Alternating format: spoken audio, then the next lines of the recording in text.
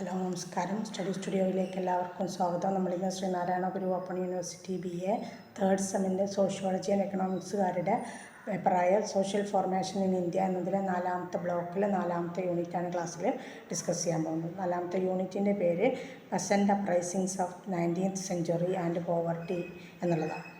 അപ്പോൾ അതിൽ എനിക്ക് പറയാനുള്ളത്, നിങ്ങളോട് ക്ലാസ്സിലേക്ക് പോകുന്നതിന് മുമ്പ് നിങ്ങൾ ഈ ചാനൽ ആദ്യമായിട്ടാണ് കാണുന്നത് എങ്കിൽ സബ്സ്ക്രൈബ് ചെയ്യുക, ഷെയർ ചെയ്യുക, നിങ്ങളുടെ കമൻറ്റുകൾ എഴുതി അറിയിക്കുക. അതേപോലെ മലയാളം പെയ്ഡ് നോട്ട്സ് ഉണ്ട്. ആ നോട്ട്സ് ആവശ്യമുള്ളവരും അതേപോലെ അസൈൻമെൻറ്റ്സ് ഇംഗ്ലീഷിൽ ഇതൊക്കെ ആവശ്യമുള്ളവരുണ്ടെന്നാണെങ്കിൽ മുൻ വീഡിയോസിലൊക്കെ ഡിസ്ക്രിപ്ഷൻ ബോക്സിൽ ഞാൻ എൻ്റെ വാട്സപ്പ് നമ്പർ കൊടുത്തിട്ടുണ്ട്. ആ നമ്പറിൽ ബന്ധപ്പെടുകയാണെങ്കിൽ ഡീറ്റെയിൽസ് തരാം. ഓക്കെ, അപ്പോൾ നമുക്ക് ക്ലാസ്സിലേക്ക് പോകാം. അപ്പോൾ ഈ ചാപ്റ്ററിൽ നമുക്ക് ആദ്യം പ്രധാനമായിട്ട് വരുന്നത് കർഷക പ്രക്ഷോഭങ്ങൾക്ക് ആക്കം കൂട്ടിയ സാമൂഹിക, സാമ്പത്തിക, രാഷ്ട്രീയ ഘടകങ്ങൾ എന്തൊക്കെയാണ് എന്നുള്ളതാണ് അതിലാദ്യം വരുന്നത് കേട്ടോ. നോക്കാം നമുക്ക്. ബ്രിട്ടീഷ് ഭരണകാലത്ത് ഇന്ത്യയിലെ കാർഷിക കലാപങ്ങൾ വർഗീകരിക്കാൻ അല്ലെങ്കിൽ അതിനെ വിശദീകരിക്കാൻ സാമൂഹിക, സാമ്പത്തിക, രാഷ്ട്രീയ ഘടകങ്ങൾ പ്രധാനമായിട്ടും കാരണമായിട്ടുണ്ട്. അപ്പോൾ എന്തൊക്കെയാണ് സാമ്പത്തിക ഘടകങ്ങൾ? അതിന് കാരണമായിട്ടുള്ള സാമ്പത്തിക ഘടകങ്ങൾ എന്തൊക്കെയാണ്? സാമ്പത്തിക ഘടകങ്ങളിൽ ഭൂസമ്പർക്ക വ്യവസ്ഥകളിൽ മാറ്റങ്ങൾ ഉണ്ടായി എന്നത്, അതുപോലെ ഭരണകൂടം കർഷകരിൽ നിന്ന് നേരിട്ട് നികുതി പിടിക്കുന്നതിന് പകരം ശാശ്വത ഭൂനികുതി വ്യവസ്ഥ, റൈറ്റ് വാരി വ്യവസ്ഥ, മഹൽ വാരി വ്യവസ്ഥ തുടങ്ങിയവ രൂപീകരിച്ചു. ഇതിലൂടെ ഇടനിലക്കാരായ ജന്മിമാരും അതുപോലെ മഹാജന്മാരും കൂടുതൽ ശക്തി നേടുകയും കർഷകർ കടത്തിന് അടിമകളാവുകയും ചെയ്തു. ഇന്ത്യയിൽ ഭരണം തകർന്നപ്പോൾ ബ്രിട്ടീഷുകാർ കൃഷിരീതിയിൽ കൂടുതൽ നികുതി ചുമത്തുകയും കഠിനമായ രീതിയിൽ അത് പിരിച്ചെടുക്കുകയും ചെയ്തു. വിളവിൻ്റെ ഗണ്യമായ ഒരു ഭാഗം അവർക്ക് നികുതിയായിട്ട് കൊടുക്കേണ്ടി വന്നു എന്നുള്ളതാണ് അതിൻ്റെയൊക്കെ ഒരു അനന്തര ഫലം. പിന്നെ സാമൂഹിക ഘടകങ്ങൾ എന്തൊക്കെയാണെന്ന് നോക്കുക. സാമൂഹിക ഘടകങ്ങളിൽ പരമ്പരാഗത സാമൂഹിക ഘടന തകർന്നു എന്നത് തന്നെയാണ് മെയിനായിട്ട്. ബ്രിട്ടീഷ് നയം കടബാധിതരായിട്ടുള്ള ഗ്രാമീണ സമുദായത്തെ രൂപപ്പെടുത്തുക എന്നല്ലാതെ അതിൽ കൂടുതൽ അതുകൊണ്ടൊന്നും മെച്ചം ഉണ്ടായിട്ടില്ല. ബ്രിട്ടീഷ് നയം കുടുംബ അധിഷ്ഠിതമായിട്ടുള്ള ഗ്രാമീണ സമുദായ വ്യവസായത്തെ തകർത്തു. അതായത് നമ്മുടെ കുടിൽ വ്യവസായം കുടുംബത്തിന് അധിഷ്ഠിതമായിട്ടുള്ളത്, അതിനെ അവർ തകർത്തു. എന്നിട്ട് സഹകരണ കർഷക സംവിധാനങ്ങളെ അവർ ഇല്ലാതാക്കി. ഇത് കർഷകരെ കൂടുതൽ ദരിദ്രത്തിലാഴ്ത്തുന്നതിന് ഇടവരുത്തി. ജമീന്ദാർമാരും പണമിടപാടുകാരും കർഷകരെ കടത്തിൻ്റെയും അതുപോലെ കയറ്റുമതി വിളകളുടെ ഉൽപ്പാദകരുമാക്കി മാറ്റി. അതുപോലെ 19ാം നൂറ്റാണ്ടിൽ ജനസംഖ്യ വർദ്ധിച്ചു. എന്നാൽ കാർഷിക ഉൽപ്പാദനം അതിനനുസരിച്ച് വർദ്ധിപ്പിക്കാൻ കഴിഞ്ഞില്ല. അതിൻ്റെ ഭാഗമായിട്ട് പ്രകൃതിക്ഷോഭം ഉണ്ടായി, ക്ഷാമം ഉണ്ടായി, ദാരിദ്ര്യം, പട്ടിണിയും അതായത് മുന്നേ ഉണ്ടായിരുന്നതിനേക്കാളൊക്കെയും ശക്തമാകുന്നതിനത് ഇടവരുത്തി. ഇനി രാഷ്ട്രീയ ഘടകങ്ങൾ. ബ്രിട്ടീഷ് ഭരണകൂടം ജന്മിമാരെയും കർഷകരെയും തമ്മിൽ അടുപ്പിച്ചു. ബ്രിട്ടീഷ് ശക്തി നിലനിർത്താൻ പ്രാദേശിക ഭരണാധികാരികൾക്ക് അധികാരം നൽകുകയും കർഷകരെ നിരന്തരം ചൂഷണം ചെയ്യുകയും ചെയ്തു. 19ാം നൂറ്റാണ്ടിൻ്റെ അവസാനം മുതൽ ദേശീയ പ്രസ്ഥാനങ്ങൾ കർഷക പ്രശ്നങ്ങളെ ഉയർത്തിപ്പിടിച്ചു. ബ്രിട്ടീഷ് കരാറുകളൊക്കെയും ഭേദഗതി ചെയ്യാൻ വേണ്ടിയിട്ടുള്ള പ്രക്ഷോഭങ്ങൾ നാടിൻ്റെ നാനാഭാഗത്തും ഉണ്ടായി. അങ്ങനെ പാവപ്പെട്ടവരെ സഹായിക്കുന്നതിന് പകരം ബ്രിട്ടീഷുകാരെ അനുയോജ്യമായ വ്യവസ്ഥയെ പിന്തുണയ്ക്കുകയാണ് ചെയ്തത്. അതാണ് അതിൽ വരുന്നത്. ഇനി നമുക്കതിൽ 19ാം നൂറ്റാണ്ടിലെ കർഷകരുടെയും ഗോത്രവർഗ്ഗങ്ങളുടെയും കലാപങ്ങൾ ഏതൊക്കെയാണ്? കർഷക കലാപങ്ങളിൽ പ്രധാനമായിട്ടുള്ള ഒന്ന് പോളിഗാർ കലാപമാണ്. 1795-നും 1805-നും ഇടയിലുണ്ടായ പോളിഗാർ വിഭാഗത്തിൻ്റെ കലാപം. ബ്രിട്ടീഷ് നികുതിവർദ്ധനവും തദ്ദേശീയ പോളിഗാർ നേതാക്കളെ അടിച്ചമർത്തിയതും അവർക്കെതിരായിട്ട് തിരിയാൻ അവരെ പ്രേരിപ്പിച്ചു. ബ്രിട്ടീഷുകാർക്കെതിരെ അവർ ശക്തമായ കലാപം നടത്തി. കട്ടബൊമ്മനും അതുപോലെ മരുതുപാണ്ഡ്യനുമായിരുന്നു ഇവരുടെ നേതാക്കന്മാർ. ശക്തമായി പോരാടിയെങ്കിലും ബ്രിട്ടീഷുകാരുടെ ആധുനിക ആയുധ സജ്ജീകരണങ്ങളോട് ചെറുത്ത് നിൽക്കാൻ ആർക്ക് കഴിഞ്ഞില്ല? പോളിഗാർക്കും അത്ര വർഗ്ഗക്കാരല്ലേ, അവർക്ക് കഴിഞ്ഞില്ല. രണ്ടാമത്തത് പാബ്ല കലാപം. ജമീന്ദാർമാരുടെ ഭീകരമായ ഭൂവാടക വർദ്ധിപ്പിനെതിരെ ബംഗാളിൽ ഉയർന്നു വന്ന ഒരു കലാപമാണ് പാബ്ല കലാപം. കർഷകർ കൂട്ടായ്മ രൂപീകരിച്ചു. എന്നിട്ട് ബ്രിട്ടീഷുകാർ ഭരണകൂടത്തിനെതിരെ ശക്തമായിട്ട് അവർ പ്രതിഷേധിച്ചു. പക്ഷേ അതിനെയും അവർ ശക്തമായിട്ട് അടിച്ചമർത്തി. അത് പാബ്ല കലാപം 1873-76 കാലയളവിലാണ് കേട്ടോ. മൂന്നാമത്തത് നീലം കർഷകരുടെ കലാപം. ഇൻഡിഗോ കലാപം എന്നും അറിയപ്പെടും കേട്ടോ. 1859 മുതൽ 1861 വരെ. ബംഗാളിൽ ബ്രിട്ടീഷുകാർ കർഷകരെ നീലം കൃഷി ചെയ്യാൻ നിർബന്ധിച്ചതിനെതിരായിട്ട് ഉയർന്നു വന്ന ഒരു കലാപമാണ് ഇൻഡിഗോ കലാപം അല്ലെങ്കിൽ നീലം കലാപം. ചമ്പാരൻ നീലം സമരത്തിൽ 1917 ഇത് വീണ്ടും ഉയർന്നു വന്നു. മഹാത്മാഗാന്ധിയുടെ നേതൃത്വത്തിൽ അവരവിടെ വിജയിച്ചു. പിന്നെ മാപ്പിള കലാപം 1836 ഉണ്ടായിട്ടുണ്ട്. 1841 ഒരു കലാപം ഉണ്ടായിട്ടുണ്ട്. 1921 ഒരു അന്തിമ കലാപവും ഉണ്ടായിട്ടുണ്ട്. മാപ്പിള കലാപം മലബാർ മേഖലയിലെ മുസ്ലിം കൃഷിക്കാരെയും പുരയിതരായ തൊഴിലാളികളെയും മത്സ്യത്തൊഴിലാളികളെയുമാണ് മാപ്പിളമാർ എന്ന് വിളിച്ചിരുന്നത്. മലബാർ മേഖലയിലെ ബ്രിട്ടീഷ് അധിനിവേശവും അവരുടെ പുതിയ നിയമങ്ങളും ജന്മിമാരുടെ അതിക്രമങ്ങളും മാപ്പിളമാരെ ബ്രിട്ടീഷുകാർക്കെതിരെ കലാപത്തിന് നയിച്ചു. മാപ്പിളമാരെ തകർക്കാൻ ബ്രിട്ടീഷുകാർക്ക് വർഷങ്ങളോളം സമയമെടുത്തു. ഇനി അഞ്ചാമത്തത് സന്യാസി കലാപം 1763 മുതൽ 1800 കാലയളവിനിടയിൽ ഉണ്ടായിട്ടുള്ള കലാപമാണ് സന്യാസി കലാപം.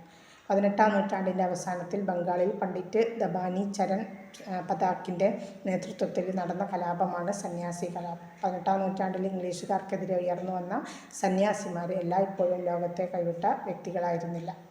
ഹിന്ദുക്കളുടെയും മുസ്ലിങ്ങളുടെയും തുല്യ പങ്കാളിത്തത്തോടെയായിരുന്നു ഈ പ്രക്ഷോഭങ്ങൾ നടന്നത്. ഇനി ഫറൈസി കലാപങ്ങൾ 1838 മുതൽ 1857 വരെ നടന്ന ഫറൈസി കലാപങ്ങളെക്കുറിച്ച്. ഒരു മുസ്ലിം വിഭാഗം സൃഷ്ടിച്ച കിഴക്കൻ ബംഗാളിലെ ഫരീദ്പൂരിലെ ഹാജി ശരീഅത്തുള്ളയുടെ അനുയായികളായിരുന്നു ഫറൈസികൾ. അവർ മതം, സമൂഹം, രാഷ്ട്രീയം എന്നിവ അടിസ്ഥാനപരമായ പരിഷ്കാരങ്ങൾക്ക് വേണ്ടി പ്രചാരണം നടത്തി. ബംഗാളിൽ നിന്നും ബ്രിട്ടീഷുകാരെ തുരത്തുക എന്നതായിരുന്നു അവരുടെ ലക്ഷ്യം. ജന്മിമാർക്കെതിരായ കുടിയാന്മാരുടെ പോരാട്ടവും ഈ വിഭാഗത്തിൽ പിന്തുണയോട് കൂടിയിട്ട് നടന്നിട്ടുണ്ട്. ഫറൈസി പ്രക്ഷോഭങ്ങൾ 1838 മുതൽ 1857 വരെ നീണ്ടുനിന്നു. ഭൂരിപക്ഷം ഫറൈസികളും വഹാബി പ്രസ്ഥാനത്തെ പിന്തുണച്ചു. ഇത്രയാണ് കർഷക കലാപങ്ങൾ. ഇനി ഗോത്രവർഗ കലാപങ്ങളിൽ ഒന്നാമത്തത് ബഹാരിയ കലാപം. ബംഗാൾ, ബീഹാർ എന്നിവിടങ്ങളിൽ ബ്രിട്ടീഷ് അധികാരത്തിനെതിരെ ഉയർന്നു വന്ന ഗോത്രവർഗ പ്രതിഷേധത്തിൽ ശക്തമായ ഒന്നായിരുന്നു ബഹാരിയ കലാപം. വളരെ സമർത്ഥമായി അവർ ചെറുത്തു നിന്നെങ്കിലും ബ്രിട്ടീഷുകാർ ശക്തമായിട്ട് അതിനെ അടിച്ചമർത്തി. മറ്റൊന്നാണ് ഗോണ്ട് കലാപം 1795 മുതൽ 1806 വരെയുള്ള കാലഘട്ടത്തിൽ മധ്യപ്രദേശിൽ ഗോണ്ട് ഗോത്രവർഗ്ഗങ്ങൾക്കെതിരായ ബ്രിട്ടീഷ് കടന്നുകയറ്റത്തിനെതിരെ ഉണ്ടായ കലാപമാണ് ഗോണ്ട് കലാപം. ബ്രിട്ടീഷുകാർ ഗോണ്ടുകളെ ശക്തമായിട്ട് നേരിട്ടു. പിന്നെ മറ്റൊന്നാണ് കോൾ കലാപം 1831-32 നടന്ന കോൾ കലാപം. ഛോട്ടാ നാഗ്പൂർ പ്രദേശത്തെ സിംഗ് ഭൂമിയിലെ കോലുകൾ അവരുടെ മേധാവികളുടെ കീഴിൽ സ്വയംഭരണാവകാശം ആസ്വദിച്ചാണ് ജീവിച്ചിരുന്നത്. ബ്രിട്ടീഷുകാരുടെ പ്രവേശനത്തോടെ അവരുടെ സ്വാതന്ത്ര്യത്തിന് ഭീഷണി ഉയർന്നു.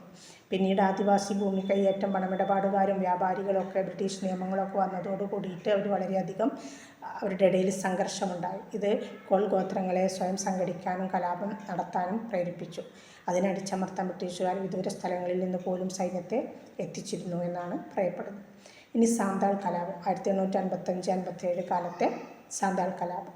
മറ്റു ഗോത്രങ്ങളെപ്പോലെ സാന്താളുകളും ഉപജീവനത്തിന് കാടുകളെയാണ് ആശ്രയിച്ചിരുന്നത്. ബ്രിട്ടീഷ് ഉദ്യോഗസ്ഥർ കച്ചവടക്കാരുടെയും പണമിടപാടുകാരുടെയും ജന്മിമാരെയൊക്കെ കൊണ്ടുവന്നപ്പോൾ അവർ തങ്ങളുടെ ഭൂമിയിൽ കൃഷി ചെയ്യുകയും സമാധാനപരമായി ജീവിതം നയിക്കുകയും ചെയ്തിരുന്ന അവർക്ക് ഒരുപാട് പ്രശ്നങ്ങളുണ്ടായി. ബ്രിട്ടീഷുകാരുടെ നയങ്ങൾ അവരുടെ ഭൂമി നഷ്ടപ്പെടുത്തുന്നതിന് വരെ ഇടവരുത്തി. അവർ ബ്രിട്ടീഷുകാരുടെ നിർബന്ധിത തൊഴിലാളികളായിട്ട് മാറി. അതോടെ അവർ വിദേശികൾക്കെതിരെ ആയുധമെടുത്തു. അവരുടെ നേതാക്കളായിരുന്നു സിദ്ധുവും കാനുവും. ഇവർ സർക്കാരിനോട് വീരോചിതമായ പോരാട്ടം നടത്തിയെങ്കിലും നിർഭാഗ്യവശാൽ കലാപം പരാജയപ്പെട്ടു. എങ്കിലും അത് ഭാവിയിലെ കർഷക കലാപങ്ങൾക്കൊരു പ്രചോദനമായി. ഇനി മുണ്ട കലാപം 1899-1900 മുണ്ട കലാപം. 1857 ശേഷം നടന്ന ഏറ്റവും പ്രധാനപ്പെട്ട കലാപങ്ങളിലൊന്നാണ് മുണ്ട കലാപം. മറ്റു ഗോത്രങ്ങൾക്ക് നൽകിയിട്ടില്ലാത്ത കാടിൻ്റെ യഥാർത്ഥ ക്ലിയറർ എന്ന നിലയിൽ മുണ്ടകൾ പരമ്പരാഗതമായിട്ട് ചില അവകാശങ്ങൾ ആസ്വദിച്ചിരുന്നു. എന്നാൽ ബ്രിട്ടീഷുകാരുടെ വരവ് വളരെ മുമ്പ് തന്നെ ഈ സംവിധാനം കച്ചവടക്കാരുടെയും പണമിടപാടുകാരുടെയൊക്കെ കൈകളിൽ നശിപ്പിക്കപ്പെട്ടു. എങ്കിലും യഥാർത്ഥത്തിൽ ബ്രിട്ടീഷുകാർ ഈ ഏരിയകളിൽ കരാറുകാരെയും വ്യാപാരികളെയും അവതരിപ്പിച്ചു. മുണ്ടകൾക്ക് ഈ കരാറുകാർക്കൊപ്പം തൊഴിലാളികളായിട്ട് ജോലി ചെയ്യേണ്ടതായിട്ട് വന്നു. മുണ്ടകളുടെ ഈ സ്ഥാനം മാറ്റം അവരെ ബ്രിട്ടീഷുകാർക്കെതിരെ ആയുധമെടുക്കാൻ പ്രേരിപ്പിച്ചു. ബിർസ മുണ്ടയായിരുന്നു ഇവരുടെ നേതാവ്. ബ്രിട്ടീഷുകാർക്ക് ഒരുപാട് നാശനഷ്ടങ്ങളുണ്ടാക്കിയ ഈ കലാപം 1900 ബ്രിട്ടീഷുകാർ അടിച്ചമർത്തി. ബിർസ മുണ്ടയെ തടവിലാക്കുകയും അവിടെ വെച്ച് അദ്ദേഹം മരിക്കുകയും ചെയ്തു. ഇനി 18-19 നൂറ്റാണ്ടുകളിലെ ജനകീയ പ്രസ്ഥാനങ്ങളുടെ പ്രകൃതം, നേച്ചർ എന്താണെന്നുള്ളതാണ് കേട്ടോ ഇവിടെയാണ് ഇതിൽ വരുന്ന പ്രധാനമായിട്ടുള്ളത്. 18-19 നൂറ്റാണ്ടുകളിൽ ഇന്ത്യയിലെ ജനകീയ സമരങ്ങളുടെ വളർച്ചയുടെ കാലഘട്ടമാണ്. ഈ പ്രസ്ഥാനങ്ങൾ വ്യത്യസ്ത സാമൂഹിക സാമ്പത്തിക സാഹചര്യങ്ങൾ പിന്തുടരുന്നവയായിരുന്നു. ഭൂരിഭാഗം പ്രസ്ഥാനങ്ങളും പ്രാദേശികത്വം പുലർത്തുന്നവയായിരുന്നു. ബ്രിട്ടീഷുകാരെ, പ്രാദേശിക രാജാക്കന്മാർ, അതുപോലെ തന്നെ സാമന്ത ഭരണകൂടം എന്നിവർക്കെതിരെ സായുധ കലാപങ്ങളാണ് അവർ നടത്തിയിരുന്നത്. പ്രധാനമായും ഭൂവുടമസ്ഥയുടെയും നികുതി ചൂഷണത്തിനെതിരെയും ചോദ്യം ചെയ്യുന്നവയായിരുന്നു ഈ കലാപങ്ങൾ. ഗോത്രവിഭാഗങ്ങളും പ്രാദേശിക കർഷകരും അതിന് നേതൃത്വം കൊടുത്തു. 18-ാം നൂറ്റാണ്ടിനെ അപേക്ഷിച്ച് രാഷ്ട്രീയ ബോധവൽക്കരണം ഉണ്ടായത് 19-ാം നൂറ്റാണ്ടിലാണ്. കർഷകരും ആദിവാസികളും തൊഴിലാളികളും ഒത്തുചേർന്ന ജനകീയ സമരങ്ങൾ ഇക്കാലത്ത് പൊട്ടിപ്പുറപ്പെട്ടു. ഗോത്രവർഗ കലാപങ്ങൾ, കർഷക പ്രക്ഷോഭങ്ങൾ, തൊഴിലുകളിൽ വേട്ടയ്ക്കെതിരായ സമരങ്ങൾ എന്നിവയുണ്ടായി. 1857 വിപ്ലവം മുതലുള്ള കാലഘട്ടം ദേശീയ സ്വാതന്ത്ര്യ സമരത്തിന് അടിസ്ഥാനമായി. 18-ാം നൂറ്റാണ്ടിൽ പ്രാദേശികത്വമായിരുന്നു സമരങ്ങളിൽ പ്രധാനമെന്നാൽ 19-ാം നൂറ്റാണ്ടോടെ രാജ്യാന്തര ബോധവൽക്കരണവും സാമൂഹിക ഉണർവും ദേശീയതയുടെ വികാസവും ഉണ്ടായി, അല്ലെങ്കിൽ അത് ശക്തി പ്രാപിച്ചു. ഇത് പിന്നീട് 20-ാം നൂറ്റാണ്ടിലെ സ്വാതന്ത്ര്യ സമരത്തിന് അടിസ്ഥാനശിലയായിട്ട് മാറി. ഇത്രയാണ് ഈ ഒരു യൂണിറ്റിൽ വരുന്നത്. Okay, thanks.